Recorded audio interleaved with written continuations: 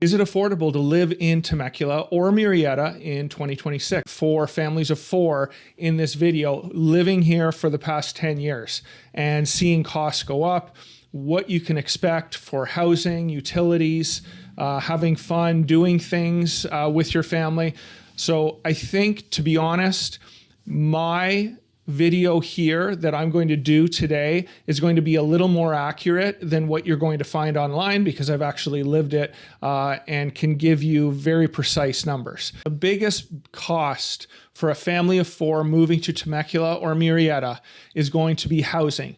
Now, you can rent and find homes in the city of Temecula and Murrieta. I would say the average right now is going to be $3,100 to $3,400 a month. You can definitely find a rental at that price, and that's going to be just your standard 2,000 square foot home, 3 to 4 bedrooms. It's not going to be, you're probably not going to get that 3,400 square foot home. If you want a larger home, you're going to be up in that $36,000 to $4,000 a month, depending on the community, where it is. So keep that in mind. Now, if you're planning on purchasing a property, there are many things that can make this price go up. How much you're putting down on the home, how much the taxes are in that specific community. We have communities that have Melrose and special assessment taxes that are additional taxes on top of the 1.1% base tax of Riverside County. And those special assessment taxes can range anywhere from $600 to $4,500 a year. So my suggestion to you, if you really want to lower your housing costs, make sure you're finding communities in either city that have a very low special assessment tax. Because if you don't, you could be adding $300-400 a month onto that mortgage just in taxes. Now, in regards to, and this is just off the top of my head, but you want a $750,000 home on average with 20% down, your monthly mortgage payment that's going to include taxes, insurance, your mortgage payment, the principal, you're looking at, anywhere from $3,800 to probably $4,500 a month for your home if you plan on purchasing the average price point of the cities of $750. Okay, so your phone plan, family of 4, is going to be around $200 a month. Car insurance for 2 cars, you're looking at around $250 a month. Food for a family of 4, I put around $2,000 a month.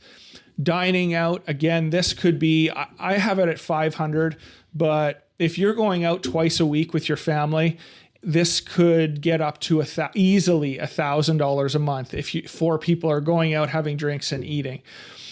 Gas, I have at $450 a month. That's really filling up each car one time per week. And for health insurance, for a family of 4, just from what I hear from people, $850 a month is probably pretty standard. You're going to have some people say, oh my God, that's so light. It's $2,000 a month for our family. You're going to have some people say that, we pay $500, but I'm just trying to give you the average here, and let's give that an $850 a month charge on your expense for health insurance. Miscellaneous expenses I have just at $500 a month. This is where I wouldn't trust the internet, because when I went on, the internet is saying that it's around $6,500 for a family of 4. In my opinion, that's not even close to what it is. If I were to give you a safe estimate for a family of 4 per month, what you're going to spend, it's going to be around $8,500 to $10,000 per month. That is in today's market for either renting or purchasing a property. Yes, if you bought a home 10 years ago and you have a 2.5% interest rate and your monthly mortgage is $1,800 a month, of course, that is going to come down to, the $6,500, maybe $7,000 a month. If you put 50% down on your home. Of course, that's going to bring down your monthly average expenses. So it's all really going to depend on what your situation is and what you plan on doing. All I know is, generally speaking, when I sell a home, it's 20% down. The average monthly house payment's going to be $4,000 to $5,000 a month at this current time. So that would be what a local that understands and takes my expenses into account, what I really do think the real numbers are.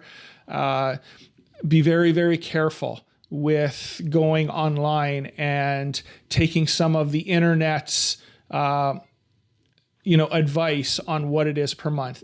Now, one of the expenses that is going to shock you, that Temecula and Murrieta, well, all of Southern California, but let's go inland because it does get really warm in the summer. Let's just say you average 90 to 105 degrees for 4 to 5 months. If you live in a 3,000 square foot home and you do not have solar, your bills could be $600 to $1,000 a month. If you have a pool, easily $900 a month.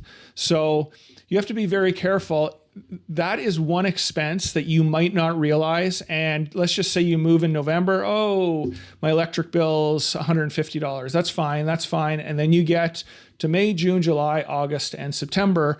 Be very careful. That is going to basically triple or quadruple in regards to your energy costs. So make sure you budget for that. I would say that that's the number one thing that's going to be the shocker for a lot of people in the summer months, having to pay your AC bills. So finally, if you are thinking of buying a home, so many people in Temecula and Murrieta over the last 10 years have got solar.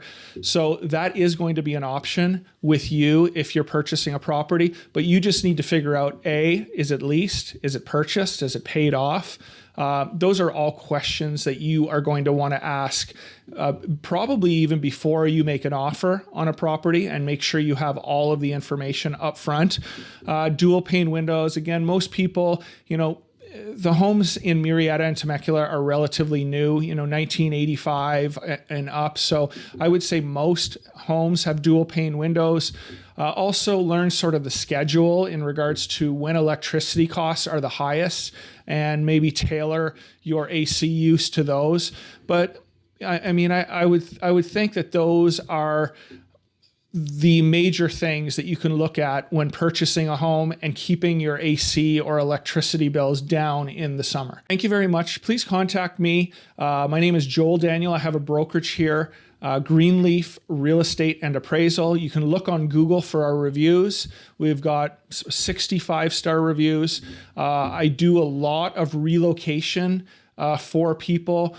I've even sold homes, probably 5 or 6 in the last 2 or 3 years, where, they're in Wisconsin. I do a Zoom video throughout the house. I give you my opinions on the community, and it's always worked out well at the very least. So I can show you the homes via Zoom, and if your offer gets accepted, you always have an option to fly in for the home inspection, see the home, and verify that it's going to work for you. And you do have your time periods per the contract that you can get out of it if for some reason you don't like the house. Thank you very much, and until next time.